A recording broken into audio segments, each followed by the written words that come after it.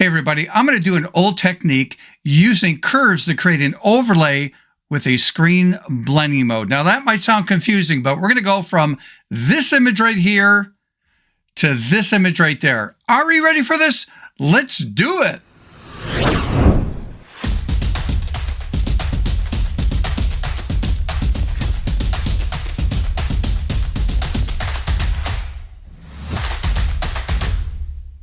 Everybody, welcome back to my channel. If you're new to the channel, this is dedicated to photography and as a photo artist, creatively thinking out of the box.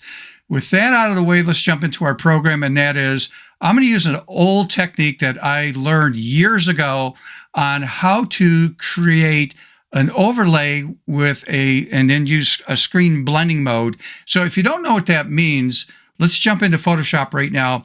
And this is an example of an overlay that is representing rain. And notice the background is all black. Well, this is not an appropriate image to use, but it's just to show you that if I take this layer here, that image, that overlay, click and drag it into this image, you just drop it in there. And I'll just do Control-T or Command-T on a Mac. And I'm going to use this in a different project here in a few minutes, but I'm just going to cover the whole thing just to show you what a screen blending mode does with an overlay if you're new to this. And that is, all the black that you see here will disappear when I go to a screen blending mode. So there is the rain. Okay, so again, not the appropriate image, but I just want to explain how the screen blending mode works, where the black goes away. And a lot of times you purchase things like this, atmosphere stuff, smoke, rain, snow, different things like that, and they're always on a black background, so you can actually see what that looks like under the normal view. Okay, so I'm going to get rid of that, and let me just throw that in the garbage can right there, and let me show you the technique that I've learned years ago, and it's really using a layer that you're going to duplicate. So I'm going to do Control-J here on this image, Command-J on a Mac, and then what I'm going to do is I just want to use this as a screen blending mode, but I want to create a customized overlay. So with this layer selected, if you do Control-M like in Mary, or you could do Command-M on a Mac, or if you prefer, you can go to the image drop-down menu here, come down to Adjustment, and I'm just going to choose Curves. So you can see right there's Control-M or Command-M on a Mac. And I just want the curves to open up, and here's what I'm going to do. I'm going to take the black point down here, move this to the right so I can see areas going dark and black. And then over here, I'm going to push this to the left just to push up the whites in this. Now, again, not very, great looking, but now I'm converting this to an overlay that would be used in a screen blending mode. So if I choose screen, you can see how that really pops the highlights in this image and actually saturates the colors a little bit. And you can pull the opacity down. So this is sort of an old school method of doing this, but I'm going to share some tricks and techniques with you with the rain overlay in a few minutes. But that's just an elementary example of how I could use this technique of creating an overlay using a screen blending mode by, again, just duplicating the layer and making some adjustments with curves. So I'm going to close out of that. I'm not going to save that. Let's go to the next one right here. And again, just same technique, Control-J, and I'll do it the long way, and that's Image, Adjustment, and choose Curves. And I'm going to do the same thing. Take the black point here, and I'm going to move it to the right. And in the upper right corner, I'll move that to the left, and that brightens up the areas. And then I'm going to click on OK.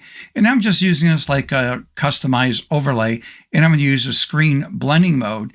And you can see how that just sort of pops the areas that are all, say, on the lighter side. Okay, it just gives it a different look. Plus, adds a little saturation to the colors. Okay, so that's an old school technique that's been around for years and years. So let me close out of that. Now, this one, I'm going to do a little technique with the rain. So hold on to the end here. But again, I'm just going to do Control-J to duplicate that. Do the same thing. Just go to Image drop-down menu right here and come down to Adjustment and choose Curves. Or again, do the shortcut Control-M on a PC, Command M on a Mac. When this opens up, I'm going to do what I did last time, and that is just to move the black point over, get some darkness in there, and upper right corner here is the lightness. Okay, then done. Click on OK to accept that. And then I'm going to drop in a blending mode of screen and see how that pops that. Now, again, you could pull the opacity down if you feel it's too much. You could add a mask, like I don't like what it's doing over here. So I'm going to add a mask to the very top layer there. Grab my paintbrush. I'm just going to paint back in. And again, you could go in and touch up anywhere you want. So here's my, this is what I started with. This is what I ended up with. So there's my before and after. So it really punches that out. But watch this. If I take this overlay, which is the rain, and I'm going to click and drag to bring it in to this image right here. I'm going to grab my move tool, V like in Victor, or right here in the toolbar is your move tool. Now this doesn't fit, obviously. Sometimes this will happen. If I do Control T, Command T on a Mac, and I'm just going to click and drag, hold the Shift key down, and fill that in, and then enter on the keyboard, I might look at this and say, well, the raindrops are too big. I don't want them that big. So I'm going to undo that. And, I need it to be small, but I don't have an overlay that will fill that entire image with smaller raindrops. So what I could do is with the move tool activated, so V like in Victor, grab the move tool. If you hold the Alt key down, Option on a Mac, and I'm going to click and drag to the right, I let go of the mouse, but I still have my finger on the Alt key. That would be Option on a Mac. I click and drag, go down, let go of the mouse, click and drag, go to the left. So I can fill in that whole area if I want. And now that's all I have to do is a couple different things, actually. You could select the very top layer, hold the Shift key down, click on the other one here. So I got all four of those layers selected. Control G, Command G on a Mac to put them in its own group. Come down here to the blending mode and let's choose screen. And there we go. So there's my rain. So I'm going to show you another technique here. Let's say that I didn't want this in a group. So let's try this as a technique. If I didn't want the group, I don't know if I can undo that. Let's see if I can undo all that stuff. Okay, so there we go. So I got rid of the group. So now another way is just to select the very top one, hold the Shift key down, click on that, and then do Control E or Command E on a Mac, and it consolidates everything on a single layer. And then you could go to the screen blending mode because maybe you want to have everything on that single layer by itself as an overlay.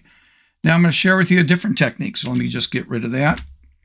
And the last technique I'll share with you is if I click and drag that into our project again.